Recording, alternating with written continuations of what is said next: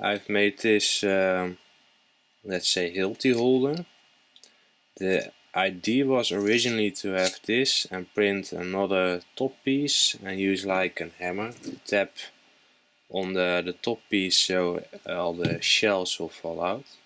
In the end up doing was just print the lower one because that holds the let's say the stripper, and just take a piece of wood. It saves printing time, and in this case I think it's kind of better as well. It's bigger in this case how I do it, and then I will just lean my body weight on it. That's all you need to do, so it saves so much time. Then you take another one. It's really so if you do it in a smooth motion, it goes really easy. You just place your, I'm sitting on my knees right now so I can put all my body weight on it. And then it's really easy. If you do it really slow,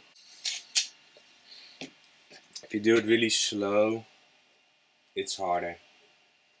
Then you need to put way more force, so it's better to just take the momentum and press down. Makes it so much easier. So and it goes out so easy when you do it in a relatively smooth motion. But I don't really feel that it's dangerous or anything like that, but of course it's better to wear eye protection.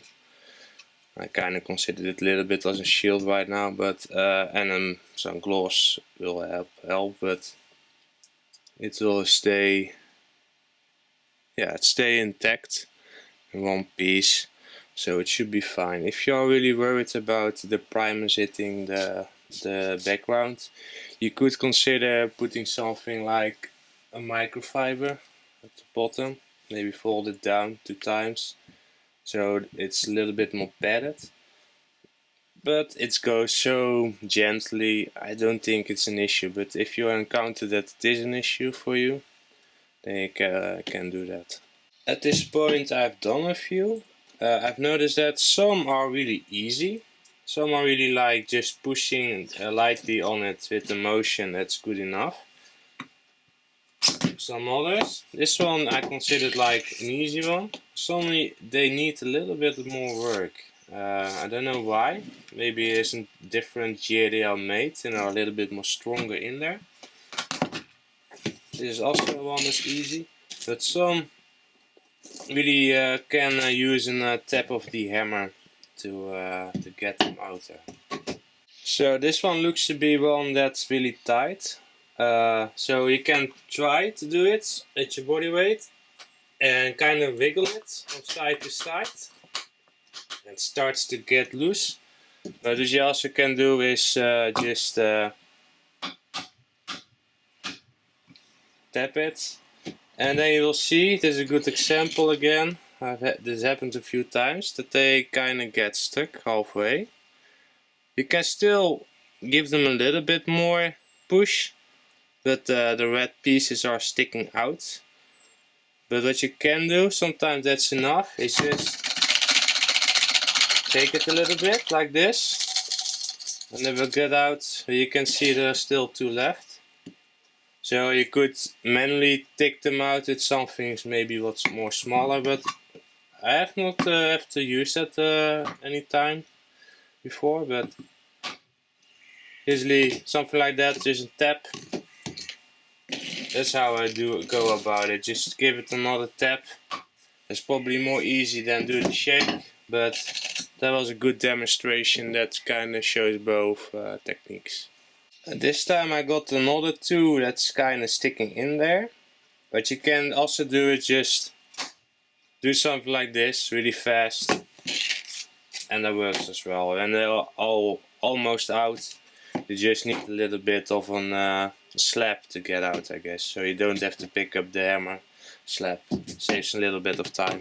And just sticking them in there and then slap with a piece of wood, that doesn't really work. Just do it gently with force, and it's only when the last bit doesn't want to get out you can give it a slap. give it a little bit of momentum to shake loose.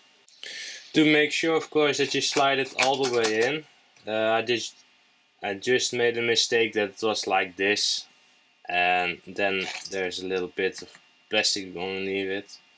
Nothing happened, like in a worst case scenario, something like that, but that one just did not want to get out, and the rest was getting out. But do keep that in mind, that you need to be careful with that one. Just make sure, not in the process of trying to being fast, that you don't do this all the way. Then it should be fine. There's a little bit of margin in there of error. You should put it a little bit out, but did not want to make this thing too big. So as you can see, I've done quite a lot of them.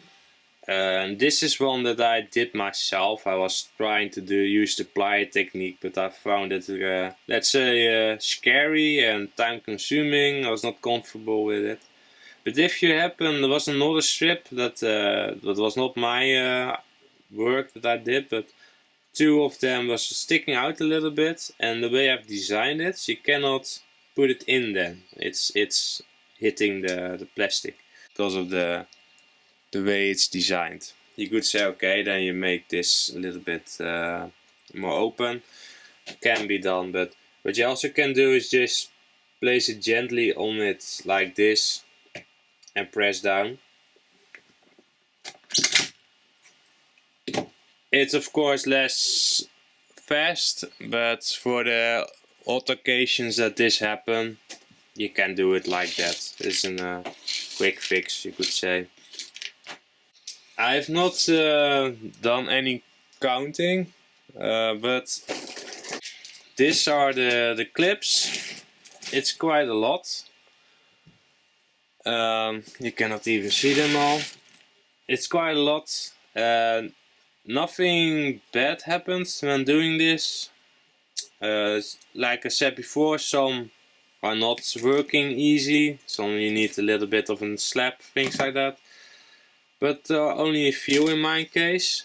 I cannot guarantee how it is for you, depending on how they do the manufacturing later on. Because these were, I think, the older ones without the sticker on the back.